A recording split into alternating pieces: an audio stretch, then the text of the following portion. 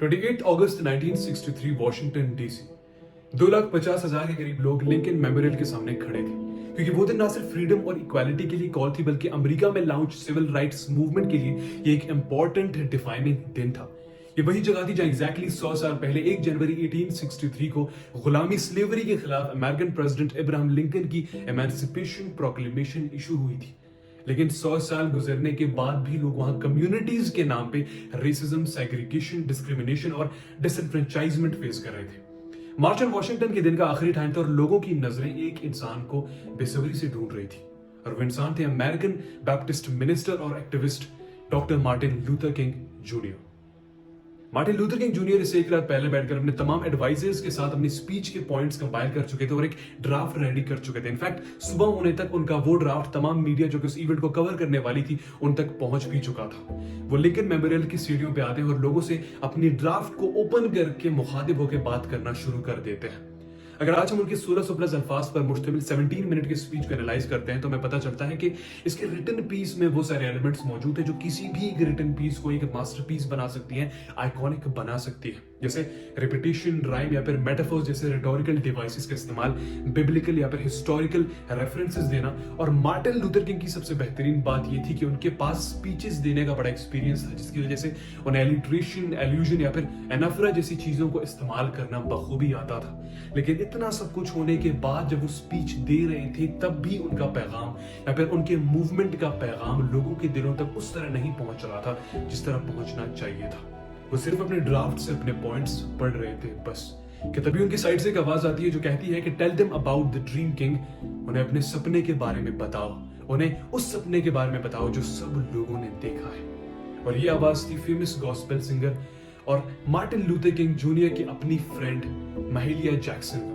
महिलिया Jackson के अल्फाज से मुराद ये था कि मार्टिन लूथर किंग जूनियर उस ड्राफ्ट के बजाय अपने दिल के जितने भी रॉ जज्बात हैं वो लोगों के सामने रखें और उनका जो ड्रीम है जो उन्होंने अपने लोगों के लिए देखा है वो लोगों के सामने इमेजिन करके रख दें। अब इस मूवमेंट में मार्टिन लूथर किंग के पास दो ऑप्शंस थे, या तो वो अपने ड्राफ्ट से रिस्क ना लेकर अपनी स्पीच पढ़ते और चले जाते या फिर वो अपने दिल की बात सुनते, रिस्क लेते। उस इंस्टेंटेनियस मोमेंट पर जो एक इमोशन ड्रिवन डिसीजन था वो लेकर वो हिस्ट्री का पार्ट बन जाते और कुछ अलग ट्राई करते और वो दूसरा रास्ता चुनते हैं। वो एक छोटा सा लेकिन इंपॉर्टेंट सा डिसीजन लेते हैं, वो अपने ड्राफ्ट को बंद करते हैं और लोगों से मुखातिब होकर दिल से बातें करनी शुरू कर देते हैं, अपने सपने के बारे में बतानी शुरू कर देते हैं। I have a dream. My 4 little children will one day live in a nation where they will not be judged by the color of their skin, but by the content of their character. I have a dream today. उनके दिल से निकली ये सारी बातें इतनी ज्यादा powerful हो जाती है कि उनकी speech I have a dream दुनिया के सबसे आइकॉनिक स्पीचेस में आज तक काउंट होती है। और आज भी अगर किसी इंसान को किसी खराबी, किसी बुराई के खिलाफ रेजिस्टेंस बिल्डअप करनी होती है तो वो इसी स्पीच के फ्रेजेस को, इसी स्पीच के लाइंस को कोट करता है, साइड करता है। आज तक अगर आप देखना चाहते हैं कि दुनिया की सबसे पावरफुल स्पीचेस कौन सी हैं तो लिस्ट में I have a dream by Martin Luther King का नाम जरूर होगा। और ऐसे मार्टिन लूथर किंग ने एक छोटे से डिसीजन से पूरे दुनिया की अमेरिकन हिस्ट्री को चेंज कर दिया। On December 1st, 1955 Montgomery Alabama में एक ब्लैक औरत रोजा पार्क्स को सिर्फ इसीलिए गिरफ्तार कर लिया जाता है क्योंकि उन्होंने एक सेग्रीगेटेड बस में, एक ऐसी बस में जहां पे ब्लैक और व्हाइट का डिफरेंस होता है, उसमें अपनी सीट एक व्हाइट प्रिविलेज्ड पैसेंजर को देने से इनकार कर दिया था। ये वो दौर चल रहा है जहां पे ब्लैक कम्युनिटी को व्हाइट कम्युनिटी के प्रिविलेजेस के बारे में अच्छे से पता है और वो उन प्रिविलेजेस को एक्सेप्ट भी कर चुके हैं। लेकिन रोजा पार्क्स के इस छोटे से रिफ्यूजल ने, इस छोटे से डिसीजन ने एक बहुत बड़ा हंगामा क्रिएट कर दिया जिसे हम हिस्ट्री में मॉन्टगोमेरी बस बाइकॉट के नाम से याद रखते हैं, जो कि 13 महीनों तक अबाउट चली थी और आखिरकार इसने अमेरिकन यूएस सुप्रीम कोर्ट को झुकने तक पर मजबूर कर दिया था। और ये वो छोटा सा डिसीजन था जहां रोजा पार्क्स ने देखा कि मेरी बाकी कम्युनिटी के सारे लोग जब उन्हें कहा जाए कि उठो, वो उठते हैं, तो उन्होंने नहीं उठने का फैसला किया और इस छोटे से डिसीजन से उनको the mother of civil rights movement का टाइटल दिया गया।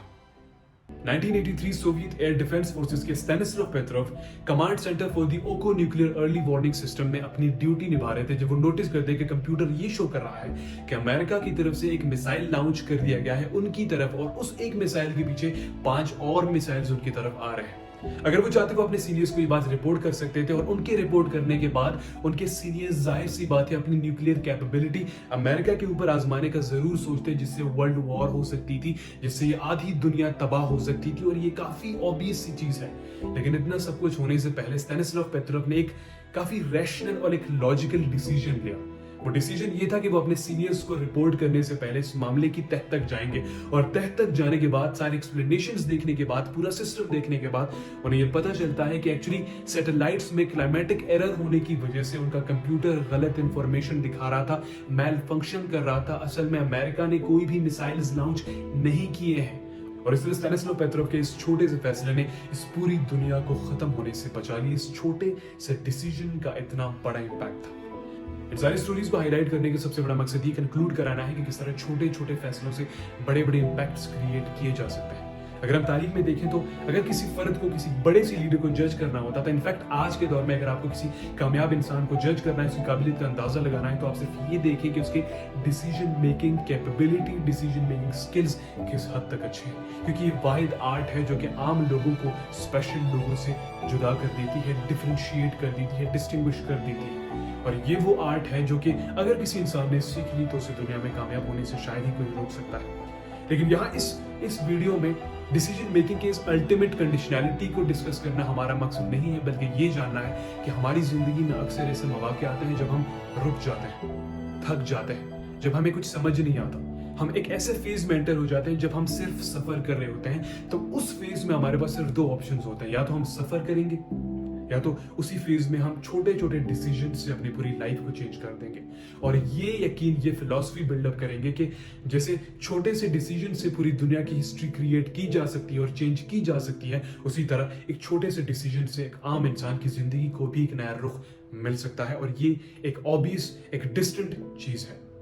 और अगर आपको जिंदगी में डिसीजन मेकिंग के आउटकम से डर लगता है, तो मेरी फेवरेट पर्सनैलिटीज में से एक डॉक्टर जॉर्डन पीटरसन के एक सेशन में देख रहा था। वहां पे वो काफी खूबसूरत बात कहते हैं कि जब हम डिसीजन मेकिंग के बारे में सोचते हैं तो हम उसके कॉस्ट एंड बेनिफिट्स, उसके नुकसानात के बारे में सोचते हैं, लेकिन ये एक हाफ एनालिसिस है। बल्कि हमें ये भी सोचना चाहिए कि अगर किसी फैसले को करने का कोई नुकसान है तो उस फैसले को नहीं करने का भी कोई नुकसान हो सकता है, उसकी भी प्रोबेबिलिटी है। और उस फैसले को नहीं करने का नुकसान, उसकी प्रोबेबिलिटी शायद फैसले को करने के नुकसान से कहीं ज्यादा बड़ा होता है और खतरनाक भी हो सकता है।